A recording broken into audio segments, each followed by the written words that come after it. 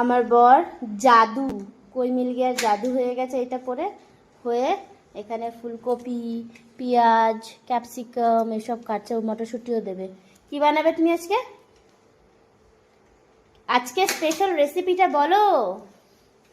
Hello, knock knock. Maggi চচ্চড়ি। Maggi চচ্চড়ি হবে আজকে, স্পেশাল রেসিপি হলো। তো বসে বসে এই চপ করে যাচ্ছে ফুলকপিটাকে, আর আমি এখানে ছেলেটাকে পরিয়ে যাচ্ছি। তো আমরা এই করছি, চলো আবার আগে দেখা হবে। এই যেটা হলো আটা ম্যাগি। শেষমেশ আমি ভেবেছিলাম যে আমার বর বুঝি করবে, মানে শেষমেশ বলছি কেন, আমার বর বুঝি এটাকে আজকে রান্না করবে, শেষমেশ আমাকে রান্না করতে হচ্ছে। কি করব, তাই করি। যাই হোক, এগুলোকে এখন বয়েলড করে নেব, পুরো সিদ্ধ করে আমি চাউমিনের মতন বের করে নেব, তারপরে ভেজিটেবলসগুলোকে দিয়ে ফ্রাই করব। আমি ম্যাগির ভিতরে যে মশলাটা, সেটাকে ওই ম্যাগির থেকেই একটু বয়েলড ওয়াটার নিয়ে, মানে গরম জলটা নিয়ে ভিজিয়ে দিলাম, যাতে এইগুলো সব সফট হয়ে যায়, একদম সফট হয়ে যাবে, না হলে এগুলো তো সফট হবে না। না, এটাটা আবার একটু আলাদা আলাদা ফ্রোজেন ভেজিটেবলস দেওয়া।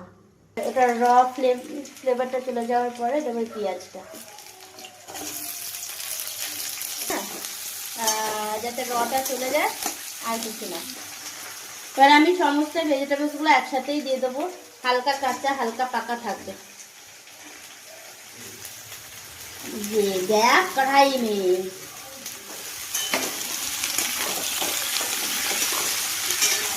Gas for colour. আর এই যে এই বাটিটাতে, যেটাকে অনেকে অ্যালুমিনিয়ামের বাটি, আবার অনেকে ভিকারির বাটিও বলে, যাই হোক, কিন্তু আমার এই বাটিটা খুব ভালো লাগে। এই মশলাটা দিয়ে দিলাম এটাতে।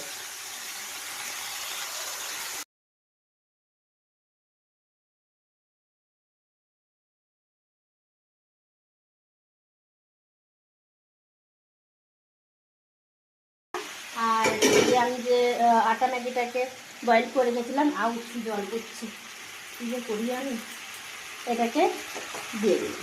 এবারে একটু কম আছে, এটাকে স্টার করতে মিলাবো, পুরোটা সুন্দর করে মিলিয়ে দেবো। একটু দেখাও ক্লোজ করে, দেখো কত সুন্দর লাগছে কালারটা।